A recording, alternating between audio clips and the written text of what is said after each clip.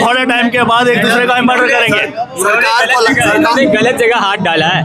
सरकार इन्होंने अभी गलत लोगों से पंगा लिया है, स्टूडेंट से पंगा लिया है। उन्होंने सिर्फ स्टूडेंट का शराफत को देखा है, अभी शरारत को नहीं देखा। बिल्कुल, जब ये सरकार हमारे ऊपर गांधीवादी नहीं बैठा है, हमें अगर सीधे उंगली से घी ना निकल रहा हो तो टेढ़ा भी करना आता है। भाई क्या कर लोगे? गांधीवादी नहीं है हम लोग, सिंहवाड़े हैं, हमें संसद में बम फाड़ने भी आता और गोली मारने भी आता। हम लोग जो शांति से प्रोटेस्ट कर रहे हैं, सरकार को लगता है ये सब सिर्फ गांधीवादी है। अरे गांधीवादी है इसका मतलब ये नहीं कि हम लोग भगत कुछ दिन में हार जीत के चले जाएंगे। इसलिए तो हम बता रहे हैं ना, प्रोपेगेंडा है, घर वालों को चलाने के लिए प्रोपेगेंडा है, बच्चों का भविष्य बचाने के लिए प्रोपेगेंडा है, फैमिली को बचाने के लिए प्रोपेगेंडा। हर कोई एक्टर बना हुआ है यहाँ पे, हर कोई प्रोपेगेंडा चला रहा है अपना।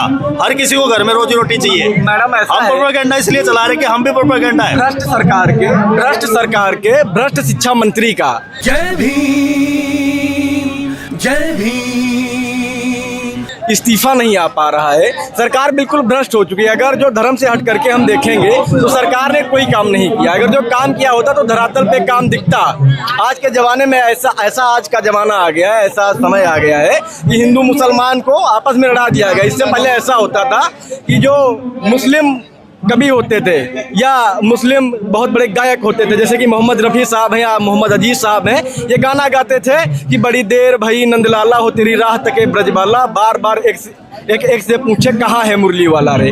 ये जो प्रोपोगेंडा, ये सिस्टम को इन्होंने खराब कर दिया है, ये देश के लिए बहुत हानिकारक साबित हो जाएगा। हम लोग उसी सिस्टम के खिलाफ लड़ने के लिए यहाँ पर बैठे हैं। सिर्फ धर्मेंद्र प्रधान के इस्तीफे से काम नहीं चलेगा, ये तो सिर्फ एक पहली आज शुरुआत होगी। धर्मेंद्र प्रधान का इस्तीफा से ये पहली सीढ़ी है। अगला इस्तीफा किसका मांग रहे हैं? अगला इस्तीफा किसका हो जाएगा, सरकार ही गिरा देंगे हम लोग। क्या होगा मैडम? टेहरी काटने के बजाय तो हम चाह रहे हैं कि पेड़ को ही उखाड़ दो जड़ से, सारा समस्या हल हो जाए। तो वो मुद्दा है नहीं कि किसका बाद में होगा, पहले किसको टारगेट कर रहे हैं ये बताइए। आप तो खुद समझ रहे हैं, बताने की जरूरत नहीं है, मैं तो बता दिया।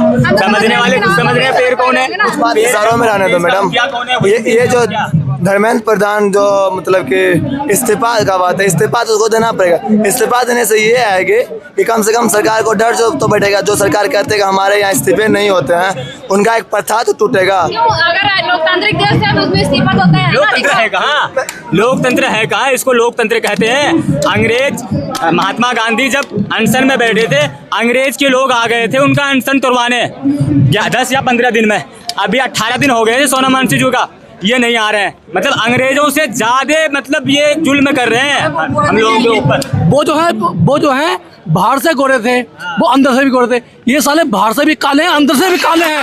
ये बाहर से भी काले, अंदर से भी काले हैं। ये 18 दिन हो गए, एक आदमी मर जाएगा लेकिन इन्हें फर्क नहीं पड़ने का। एक साइंटिस्ट मर जाएगा, इन्हें फर्क नहीं पड़ने का बिल्कुल भी। भारत की जनता को गुलामी करने की आदत पड़ गई है। ये लोग मतलब अकेले लड़ रहे हैं, भूल चुके हैं। आप कह रहे हो ना कि कोई अकेले लड़ता नहीं है। अब जिंदगी में है ना, माँ बाप ने बचपन से सिखाया नहीं है। बचपन में कहते हैं बेटा पढ़ाई लिखाई कर, कामयाब हो जाएगा, बेटा ये कर वो कर, और लास्ट में ये नहीं पता लड़ना कैसे है। हर कोई भूल चुका है कि भाई लड़ना क्या है क्या नहीं है। कोई भी नहीं जानता कैसे लड़ते हैं। मतलब पढ़ाई में इतना ज्यादा लीन कर देते हैं कि उनको कुछ काम की नहीं है। जो पढ़ाई किसी काम की नहीं, वो तो हमारा सब्जेक्ट रखा है ना। तो आदमी पढ़ने के बीए की BSc BTech, सबसे ज्यादा पढ़े लिखे आदमी बेरोजगार घूम रहे हैं, और जो अनपढ़ गवार रह गए वो कहीं पर मजदूरी तो कर रहे हैं कम से कम। अरे जो मैडम सबसे एजुकेशन सिस्टम को पूरा खत्म कर रखा है इन्होंने। ऐसी भी कोई शिक्षा नहीं है कि आदमी के आगे जीवन में कभी काम आ जाए, वो ऐसी शिक्षा भी नहीं छोड़ी। जी मैं यूपीएससी स्टूडेंट हूँ। मैं ना यूपीएससी स्टूडेंट हूँ दृष्टि कोचिंग से, ठीक है। तो मैं यूपीएससी स्टूडेंट हूँ दृष्टि कोचिंग से, IAS प्रिपरेशन कर रहा हूँ मैं। तो मेरी सिस्टर है वो नीट ही कर रही है, तो वो 2-3 साल से वो लगातार प्रिपरेशन करते हुए, तो जैसे कि इस बार उसका जब एग्जाम दिया था तो बहुत अच्छा था कि भाई इस बार हो जाएगा। तो फिर वो जब एकदम से सुना कि भाई लीक हो गया, तो हमने जो फेस किया है ना, फैमिली जो हम पे बीती है, अगर किसी मंत्री के घर में बीतती ना तो उसे पता लगता है कैसा होता है, कितना बुरा होता है, कैसे फील होता है। लेकिन हम लोग जो है कोचिंग से तैयारी करते हैं, कोई दृष्टि से कर रहा है, कोई कहीं से तैयारी कर रहा है, लेकिन हमारे टीचर सब जो है कान में तेल लेके सो गए हुए। जब उनको फेमस होता है तो वो आ जाते हैं धरना देने के लिए, प्रोटेस्ट करने। हम लोग को बुला लेते हैं। जब आज हम लोग खुद प्रोटेस्ट पे हैं इतने दिनों से, तो कोई दृष्टि हो गया, नीतू मैम हो गया, राकेश यादव हो गया। लड़ाई खुद नहीं लड़ रहे हैं भाई। अरे भाई स्टूडेंट बात तो ये है कि अभी ये जिंदा है ना, तो कोई नहीं आ रहा, मरने के बाद लेजेंड की फोटो लगाकर दुनिया घूमेगी। मरने के बाद भी ना आते, 700 किसान मर गए थे तब भी ना आए थे वो। लेजेंड लिखने से क्या फायदा, अभी कुछ जिंदा है नहीं तभी आने आओ ना वाला। निकल के। अगला पूरा तानाशाह है, कोई नहीं आएगा। अगर आज सोनम वांगचुक जैसे अगर 100 आदमी मर गए ना तब भी उसके कान नहीं और अगर झूमेंगे। इनका अंत हुआ तो 1 अंत होगा। 21 बच्चे ने सुसाइड किया तो उनके कान पे तो नहीं झूल रही है। हत्या हत्या, ये सुसाइड नहीं, हत्या है। अरे मैडम 21 तो आपने सुने, असली आंकड़े तो है ही नहीं। असली आंकड़े अब बात कोटा है, चलो, आंकड़े कोटा सुनो। चलो, कोटा में हर दिन का एक बच्चा सुसाइड करता था पहले। अब तो ये कोटा फैक्ट्री बंद होगी इनकी। ना तो इन्होंने नीट का इतना बड़ा हवा बढ़ा रखा था, कोचिंग के नाम पे इन्होंने आधे घर बिकवा दिए। माँ बाप को बचपन से लेकर इन बच्चों ने सारा खत्म कर दिया, माँ बापों को खोखला बना दिया पढ़ाई के नाम पे इन्होंने। ऐसा एजुकेशन सिस्टम है, जेब की जेब। आज के टाइम में माँ बाप बच्चों को पढ़ाने के लिए जी रहे हैं, कर्जा उठा रहे हैं। मिडिल क्लास फैमिली तो उन्होंने कर्जे में ला दी, हर मिडिल क्लास फैमिली कर्जा भरी। शादी करो तो कर्जा उठाओ, बच्चे पढ़ाओ तो कर्जा उठाओ, इसके लिए कर्जा उठाओ, मेडिकल के लिए कर्जा उठाओ, कर्जा कर्जा कर्जा कर्जा ईएमआई भर रहे हैं सारे मिडिल क्लास फैमिली। बिहार से हूँ मैडम। बिहार में अभी क्या हाल कर रखा है सरकार ने, 7वीं फेल को मुख्यमंत्री चीफ मिनिस्टर बना रखा है। 7वीं फेल है मैडम। सर आपको एक्शन तो लेना देश चाहिए में ना। कहाँ जाएंगे, एक तो बिहार, पूरे हिंदुस्तान में एक तो बिहार सबसे वो एक ने तो कमजोर राज्य है। एनकाउंटर कर ही दिया उन्होंने। इसके बावजूद भी एक्शन लेकर करेगा क्या, फिर शाम को थाने में मिलेगा, फिर ये क्या करना है एक्शन लेके। एनकाउंटर कर दिया अब तो। एक्शन लेकर करेगा क्या भाई साहब, फिर कौन करवाएगा बिहार में तो एक एनकाउंटर इनको कर बाहर चुका कौन है। लाएगा निकाल कर, ये बताओ ना। ये तो उठा देंगे आवाज, फिर कौन लाएगा इनको बाहर निकाल कर। अरे उठा लेगा तो जान से थोड़ी मार देगा। भारत तिवारी नहीं है कि तुम्हारे भारत तिवारी को मार दिया। नहीं है भरत तिवारी का मुद्दा अलग था, ये शिक्षा की मुद्दा है। वो भी समाज कल्याण की बात कर रहा था। देखिए मैडम, भरत तिवारी की मारने के लिए तैयार है। भरत तिवारी का मैडम, समाज कल्याण के लिए बात भरत कर रहा तिवारी था। का जो एनकाउंटर हुआ है मैडम, समाज कल्याण के लिए बात मैं कर रहा था। इनका भी मतलब अगेंस्ट में हूँ, हाँ, समाज कल्याण अगेंस्ट में हूँ। लेकिन इससे पहले भी, इससे मैडम इससे पहले भी कई इनकाउंटर हुए हैं। इससे पहले भी कई मैडम, इससे नहीं, इधर सुनिए, इधर पहले इधर, इससे पहले भी कई भरत तिवारी से पहले भी कई इनकाउंटर हुए थे देश में, हुए कि नहीं हुए? तो मतलब अगर जनता उस टाइम में मतलब जागरूक होते, सड़क पे आते, तो आज भरत तिवारी का इनकाउंटर नहीं होता। विलन बनने में फायदा। जनता उस टाइम में कहाँ सोई हुई थी? ये सरकार जो है ये हिटलर शाही से भी बढ़कर तानाशाह सरकार हो गई है। जब अंग्रेजों के ज़माने में जब गांधी जी अनावरण आसन पर बैठे और पुणे, हाँ अनावरण आसन पे जब बैठे तो पुणे पैक्ट के जब समझौते की बात आई तो अंग्रेज लोग जो उसमें से सीनियर लोग थे, जो लीडरशिप थी, वो आकर के आए और गांधी जी से बात किया और उनका अनावरण आसन उनका तुड़वाया गया। लेकिन ये सरकार, हम देख रहे हैं कि सोनम वांगचुक सरकार 18वां दिन है, लेकिन ये तानाशाह सरकार आना नहीं चाहती है, बात नहीं करना चाहती है। जो इतने बड़े और मैडम, यदि 20 तारीख से पहले ये सरकार नहीं सुनी, हम तो अपने सर फुरवाएंगे।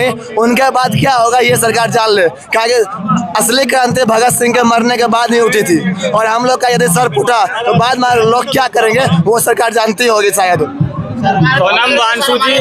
सोनम वांगचुक जी जब लद्दाख में अनशन में बैठे थे मैडम, तो उस टाइम में कांग्रेस की सरकार थी।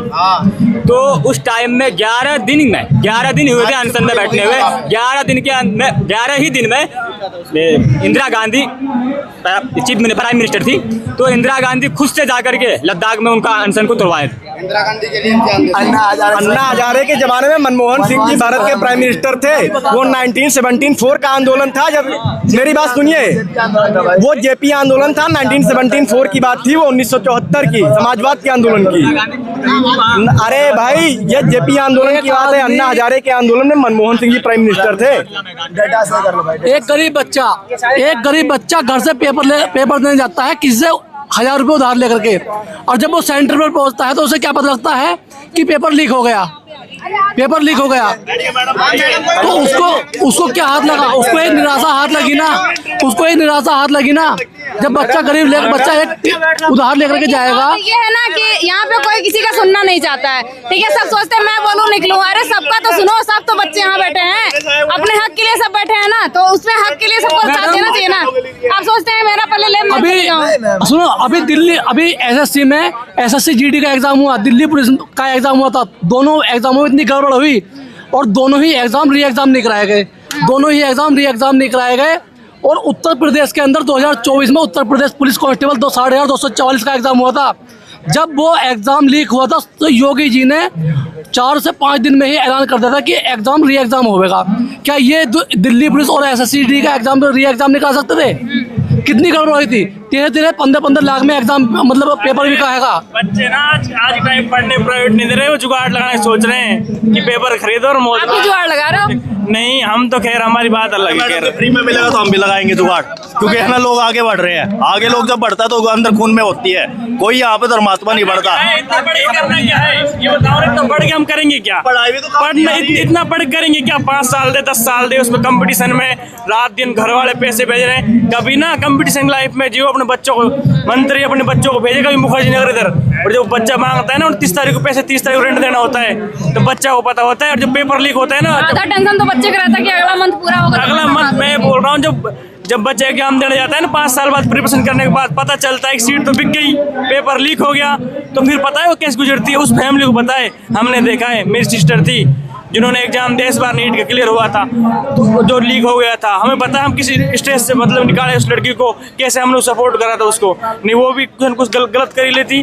तो भाई ये कि मैं तो ये कहता हूँ जुगाड़ उगाड़ का देखो अपना, और क्या ही करो पढ़ पढ़ के। गंवारों की सरकार, गंवार बन जाओ सब, जुगाड़ देखो।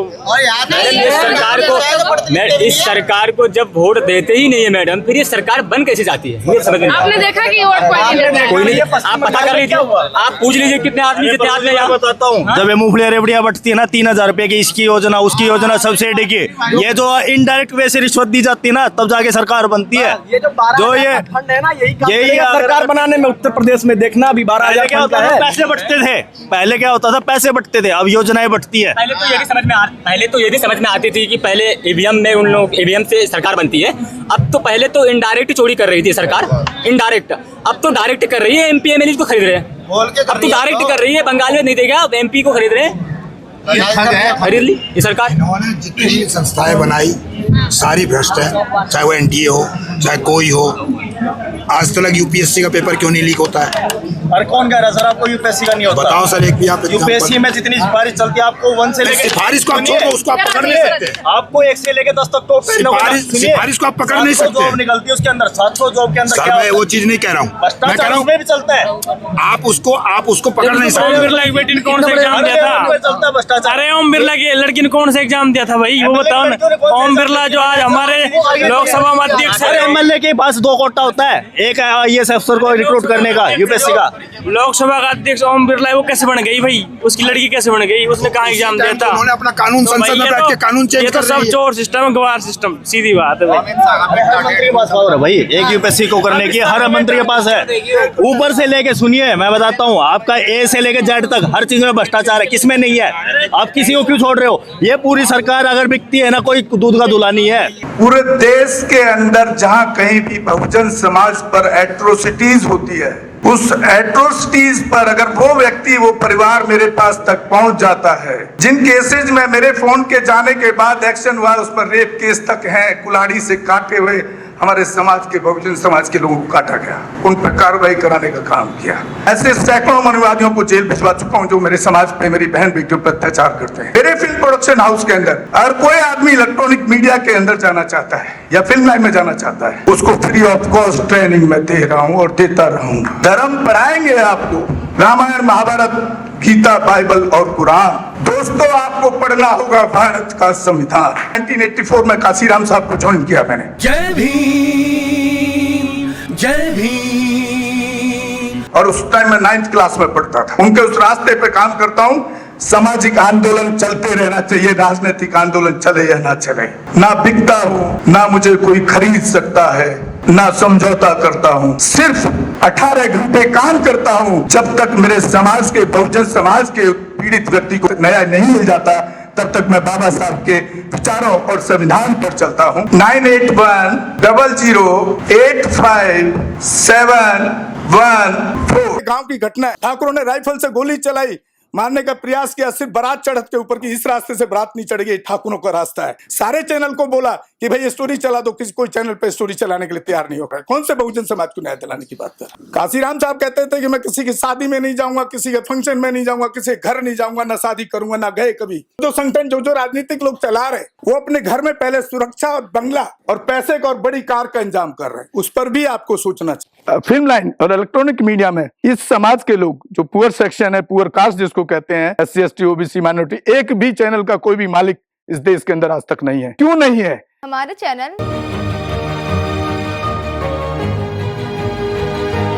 लाइक, शेयर, सब्सक्राइब देखना मत भूलिएगा। इसी के साथ आप लोगों से विदा लेता हूं। जय भीम, जय भारत, जय संविधान, नमो बुद्धाय।